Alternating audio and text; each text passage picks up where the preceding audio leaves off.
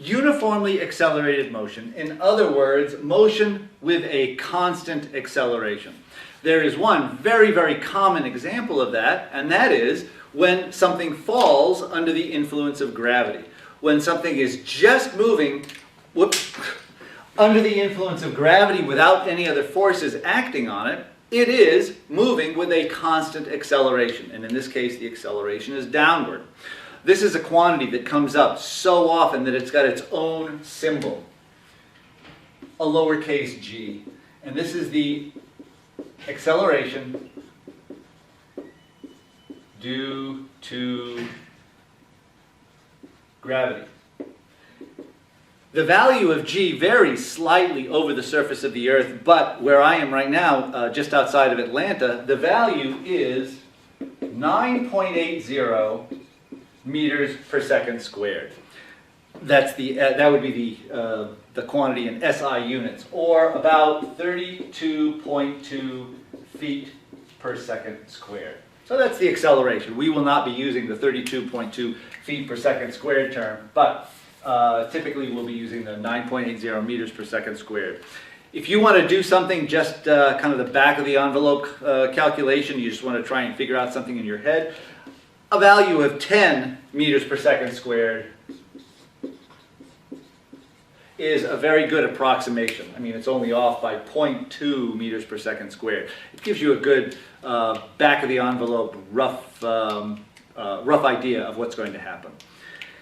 We'll come back to this. We'll look at this specific type of motion in just a second, but let's imagine we're going to look at any kind of general uniformly accelerated motion where A is constant. What can we say about the motion in that case?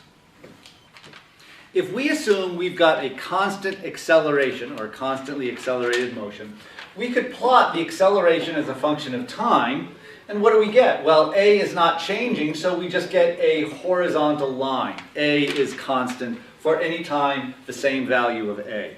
But what does that tell us? We know that A is equal to dv dt, and dv dt is the slope of v, the slope of the velocity as a function of time. But if the slope of the velocity is constant, then we've got a constant slope. The graph of the velocity versus time must be a curve with a constant uniform slope. But what is that? It's got to be a straight line. This is telling us that our velocity versus time relationship has to be just a straight line. Well, let's take a look at that. With the velocity versus time graph being a straight line, we can imagine we've got some line like this, and straight lines have equations of straight lines, which must be, if you remember y equals mx plus b, what we'll have here is v equals, so v is a function of t, equals mt, rather than x, our horizontal variable is t, mt plus b. Now, what are these quantities, m and b? Well, first of all, what is b? B, typically we think of b as the y-intercept, or in this case, the vertical axis intercept, the v-intercept, where this line crosses the v-axis. But what that means is, what is the velocity when t is equal to 0? If we put in t equals 0 here, what do we get? We get the velocity at 0 is equal to m times 0 is 0 plus b. So b is the velocity when t equals 0. We're going to write this as v sub 0 for short. What this means is the velocity at t equals 0. Now, what is m? M is the slope. But we know the slope of the velocity graph is the acceleration. So we can write this as v equals v naught plus at. The slope is the acceleration, and so we get the velocity as a function of time. Remember, this is specifically for uniformly accelerated motion. Excuse me. The velocity as a function of time equals v naught. Now, let's be careful. V, this is a function of time. I'm trying to write this a little bit easier so as not to confuse us. But Keep in mind, this is v as a function of time. This is a quantity that's changing as time changes. But v naught, this is a constant. V naught is a constant value, the velocity at a particular time, t equals 0. Plus a is a constant in this case because we're looking at uniformly accelerated motion where a is constant. So for this particular example, a is a constant, and then t is our independent variable. As t increases, 0 seconds, 1 second, 2 seconds, 3 seconds, the velocity will then increase. The velocity at 0 seconds, the velocity at 1 second, the velocity at 2 seconds, etc., etc. So here we have the velocity as a function of time. Great. Can we go kind of one step again? We're kind of moving backwards now. We started from the position and went to velocity and the acceleration. Now we're going backwards. We're starting out with the acceleration, which we're assuming is a constant. We've moved back to determine the velocity. Can we step back again and figure out what's the position going to be as a function of time if this is what the velocity looks like? Well, yes, we can. So what can we say about the position as a function of time given this sort of dependence of the velocity as a function of time? Well, let's remember, the velocity is the derivative of x with respect to t. In other words, it's the slope of the x versus t graph. What this is telling us is the slope is increasing. So if we have a velocity that looks something like this, we start out with some small slope, but then that slope has to increase. We're going to have some kind of curve that's going up like this. The position is not a straight line. It's going to be some curve like this.